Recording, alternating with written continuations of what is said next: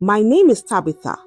I was just 14 when my life changed forever.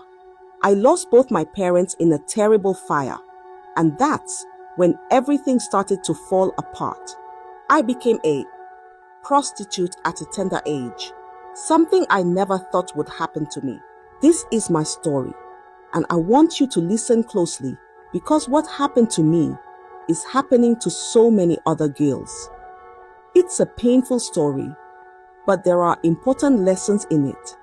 Please, listen to the end and try to understand how I ended up on this path. Once upon a time, I had a beautiful life. I lived in a peaceful village with my loving family. There was my father, my mother, and my older sister. We were so happy together. We lived in a big house filled with laughter and love. Those were the best days of my life. My father was rich and kind. He always made sure we had everything we needed. My mother was lovely and caring. She made the house feel warm and cozy. My older sister was my best friend. We played together, laughed together, and shared all our secrets. Every day was filled with joy. We would sit around the table eating delicious meals that my mother cooked. My father would tell us funny stories, and we would all laugh. My sister and I would run around the garden, playing games and having fun. Life was perfect. Our home was big and beautiful. We had everything we needed and more. But most importantly, we had each other. We were a happy family, and I felt so lucky to be part of it. But little did I know, everything was about to change. The happy days wouldn't last forever. The laughter and joy would soon be replaced by sadness and tears.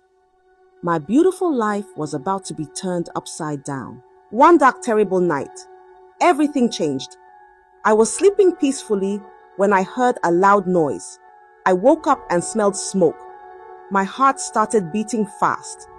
I ran out of my room and saw flames everywhere. Our house was on fire. The flames were fierce and unstoppable. They burned so bright and hot. I tried to find my family. I called out, "Mama, Papa, Sister," but I couldn't see them. The smoke was thick and it was hard to breathe. I ran through the house, trying to save them, but the fire was too strong. The heat was too intense. I couldn't get to them. I felt so helpless. I wanted to save them, but I couldn't. The fire took everything from me.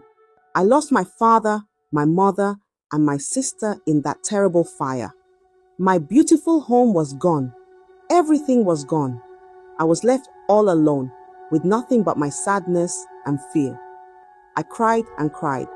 The pain was too much to bear. I felt so lost without my family. The memories of that night still haunt me. I can still see the flames and hear the crackling of the fire. I can still feel the fear and the sadness. From that night on, my life was never the same. I was no longer the happy girl with a loving family. I was an orphan, alone in the world. The fire took everything from me, and I didn't know how I would ever be happy again. Not long after the tragedy, a woman named Auntie Bimpy came to our village.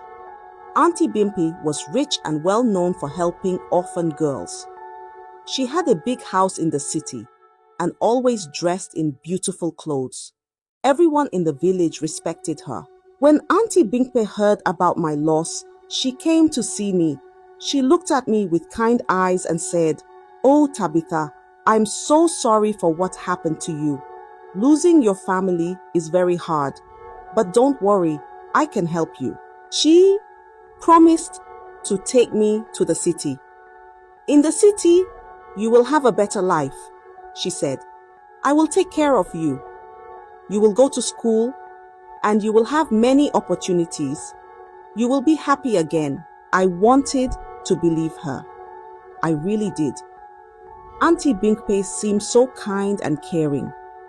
She told me about the wonderful things in the city. You will see tall buildings, bright lights, and many people. It will be so different from the village. You will love it, she said. She promised to give me everything I needed. You will have nice clothes, good food, and a warm bed to sleep in. You will never have to worry about anything again, Auntie Binkpei said. Her promises sounded so wonderful. I thought maybe, just maybe, I could be happy again. The sadness in my heart felt a little lighter. I started to hope that my life could be good once more. At first, I didn't want to go. I was scared and unsure. The village was the only place I had ever known. The thought of leaving everything behind made my heart heavy. I didn't know what the city would be like, and I was afraid of the unknown. But my friends, Ugo and Adana, helped me see things differently. They came to me one afternoon and said, Tabitha, you should go with Auntie Binkpei. There is more to life than our village. You have a chance to make something of yourself. Ugo looked at me with kind eyes and said, Tabitha, you deserve a better life. Auntie Binkpei can help you. She can give you opportunities that you won't find here. You need to be brave. Adana nodded and added, think about your future, Tabitha. In the city, you can go to school and learn so many things. You can have a new beginning. Don't let fear hold you back. Their words gave me strength. I realized they were right. The village held too many sad memories, and I needed to find a way to move forward. Maybe Auntie Binkpei's promises could come true. Maybe I could be happy again. After much thought, I decided to trust Auntie Binkpei and leave the only place I had ever known. I packed my few belongings and hugged my friends goodbye. Ugo and Adana smiled at me, their eyes filled with hope and encouragement. As I walked away with Auntie Binkpei, I looked back at my friends one last time. Their encouragement filled my heart with hope. I was scared, but I was also ready for a new beginning. I hoped that the city would bring me the happiness and opportunities that Auntie Binkpei had promised. When I arrived in the big city, I was amazed. It was so different from the village, so bright, so loud, and so full of life. The streets were busy with people, cars, and tall buildings. Everywhere I looked, there were bright lights and colorful signs. It was like nothing I had ever seen before.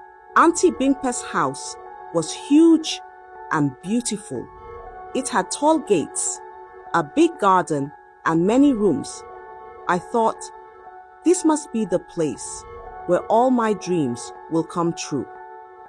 But as I stepped inside, something didn't feel right. I noticed the other girls Auntie Binkpei had taken in. They were living in a small, cramped room at the back of the house. They dressed in ways that made me uncomfortable. Short skirts, tight tops, and lots of makeup. They looked so different from the girls in the village. I didn't understand why they dressed like that. They didn't look happy, and their eyes seemed sad and tired. I felt a strange feeling in my stomach, but I pushed those thoughts aside. I wanted to believe in Auntie Binkpei's promises. Auntie Binkpei welcomed me warmly.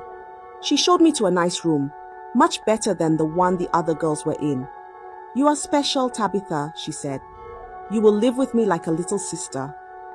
I was happy to be treated well, but I couldn't stop thinking about the other girls. Why were they living in such a small room? Why did they look so sad? But every time I had these thoughts, I told myself, maybe this is just how things are in the city. Days went by, and I helped Auntie Binkpei with chores around the house. I cleaned, cooked, and did everything she asked.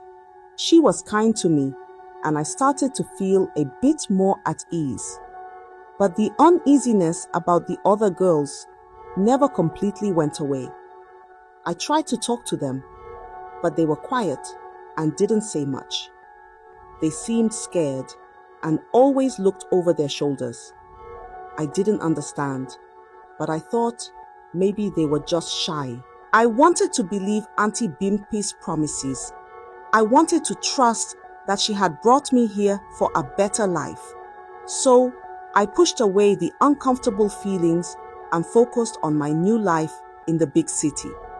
I hoped that soon everything would make sense and I would find the happiness I was looking for.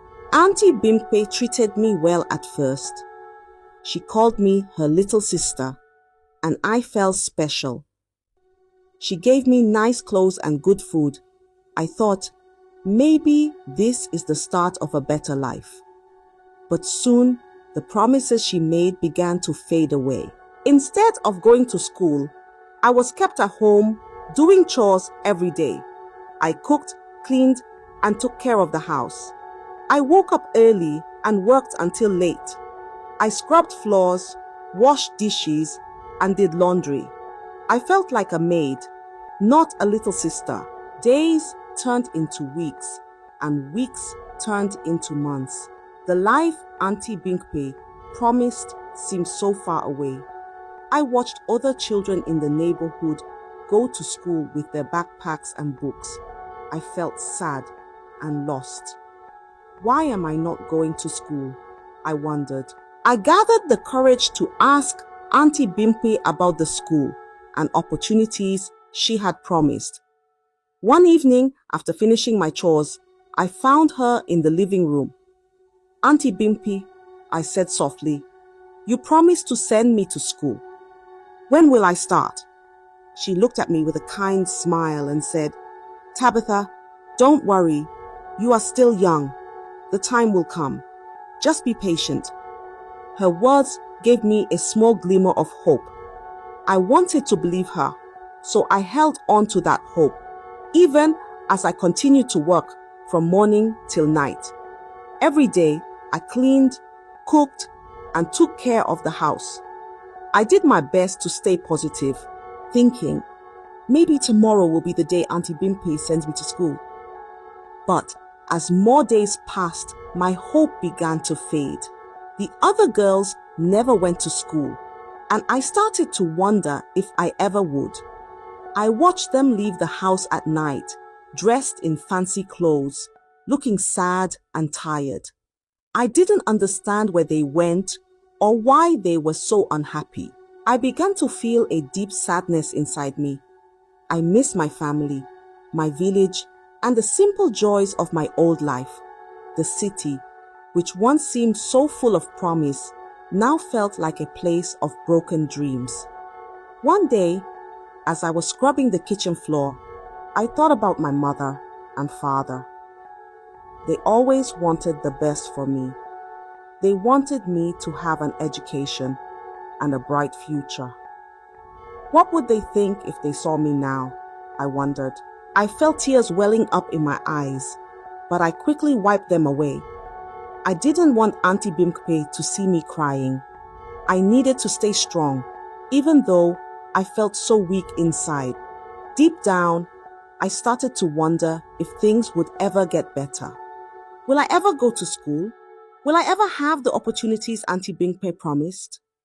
The questions echoed in my mind, but I had no answers. I tried to stay hopeful, but it was hard. The promises that once seemed so real now felt like distant dreams. I felt lost and alone, trapped in a life that was nothing like the one I had hoped for. As I continued my chores, I whispered to myself, maybe one day things will change. Maybe one day I will find the happiness I once knew. But deep down, I was starting to lose faith. The life I had hoped for seemed so far away, and I didn't know if I would ever reach it. When I turned 15, Auntie Bimpe called me into her room. She smiled and said, Tabitha, it's time for me to fulfill one of my promises to you. I have an opportunity for you that will help you make money. I was so excited. I thought, this is finally my chance. Maybe she's going to send me to school or give me a special job. My heart was full of hope and happiness. The next day, Auntie Bimpe told me to pack my things. "We are going somewhere special," she said. I packed quickly, my mind racing with dreams of what my future might hold. I imagined myself in a school uniform, learning new things, making new friends, and building a bright future. We got into Auntie Bimpe's car and drove through the city. I looked out the window, watching the buildings and people pass by. My excitement grew with each passing moment. Finally, we stopped in front of a large, beautiful house. Auntie Bimpe took my hand and led me inside. A rich man named Chief Anikulapo greeted us. He smiled at me, but there was something in his eyes that made me feel uneasy. Auntie Bimpe talked with him for a while, and then she turned to me. "Tabitha," she said, "you will be staying here. Chief Anikulapo needs someone to help with the housework. This is a great opportunity for you to make money and have a better life." I felt a sinking feeling in my stomach. This was not what I had been promised. I thought I was going to school, not becoming a maid. I looked at Auntie Bimpe with tears in my eyes. "But Auntie, you said I would go to school," I whispered. Auntie Bimpe's smile faded and her voice became stern. "This is the best I can offer you right now. You should be grateful for this opportunity," she said. Then she turned and left, leaving me alone in the big house. I felt betrayed and heartbroken. This was not what I had hoped for, not what I had dreamed of. I was not going to school. I was not going to have the opportunities Auntie Bimpe had promised. I was just a maid, working for a rich man in a house that didn't feel like home. The days that followed were hard. I worked from morning till night, cleaning, cooking, and taking care of the house. Chief Anikulapo and his wife were demanding and sometimes unkind. I felt like a prisoner, trapped in a life I didn't want. Every night, I cried myself to sleep, thinking about my family, my village, and the promises that had been broken. I felt so alone and so far from the happiness I once knew. My dreams of a better life seemed like distant memories, and I didn't know if I would ever find a way out. In Chief Anikulapo's house, I worked every day from morning till night. I ran errands, cleaned every corner, cooked meals, and did everything that was asked of me. My hands were always busy, and my heart felt heavy with sadness. But the worst part was not the endless chores. It was Chief Anikulapo, the man of the house. He began to take advantage of me. Late at night, he would come to my room. He forced himself on me, and I felt powerless to stop him. I cried and begged him to stop, but he didn't care. One day, when his wife returned from a trip, I tried to tell her what was happening. With tears in my eyes, I said, "Madam Alice, Chief Anikulapo is hurting me. Please help me." She looked at me coldly and said, "That is part of your service. We paid Auntie Bimpe for you, so we can do whatever we want." Her words cut through me like a knife. I felt so alone, so trapped. I realized there was no one to help me, no one to protect me. Those 6 months were the darkest of my life. Every night, I endured the pain and humiliation. During the day, I worked tirelessly, trying to push away the memories of the night. I felt like a prisoner in that big house, with no way to escape. I thought about my family and the happy days in the village. I missed my father's laughter, my mother's warmth, and my sister's friendship. I wished I could go back to those days, to the time before the fire, before Auntie Bimpe's broken promises. But there was no going back. I was stuck in a nightmare, and each day felt like an eternity. My heart ached with the weight of my sadness and fear. I wondered if I would ever find a way out, if I would ever be free from this terrible life. I held on to a small glimmer of hope, a tiny spark deep inside me. I told myself that one day, things would get better. One day, I would find a way to escape. But for now, I had to endure. I had to survive, even though it felt like my spirit was breaking a little more each day. When my time at Chief Anikulapo's house was up, Auntie Bimpe came to take me back. I felt a flicker of hope, thinking maybe things would change. Maybe she would care about what I had been through. As soon as we got back to her house, I told her everything that had happened, every painful detail, hoping she would understand and help me. But Auntie Bimpe just looked at me and said, "Sorry, Tabitha." Then she moved on, as if my words meant nothing. She had already brought in another girl to take over the chores at Chief Anikulapo's house. My heart sank. I realized that to her, I was just another girl to be used. She sent me to live with the other orphan girls in a small, cramped room. The room was cold and dark, filled with sadness and despair. I had seen the other girls before, but now I was one of them. We were all trapped with no way out. And that's when my life as a prostitute began. Every night, Auntie Bimpe would dress us up in revealing clothes and take us out on the streets. She found men who would pay for our services, and we had no choice but to follow them home. The first time it happened, I felt a deep sense of shame and degradation. I couldn't believe this was my life. I felt so degraded, so worthless, but there was no escape. During the day, we were locked in the house, and at night, we were sent out to work. Auntie Bimpe made sure we couldn't run away. The house was like a prison, and she was the warden. Each night was a nightmare. The men treated us like objects, not caring about our feelings or our pain. I felt my spirit being crushed a little more with each encounter. I tried to hold on to some hope, but it was so hard.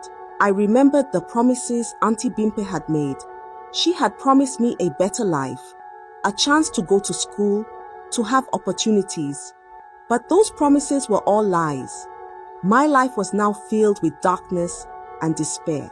I missed my family more than ever. I missed the days when I felt loved and safe. I wished I could go back to those days, but I knew that was impossible. My reality was now this life of misery and pain. Every night, as I walked the streets, I prayed for a way out. I prayed for a miracle. I hoped that someday someone would come and save me. But until then, I had to survive. I had to keep going, even though every part of me wanted to give up. One night, as I stood on the street with the other girls, a man named Dan picked me.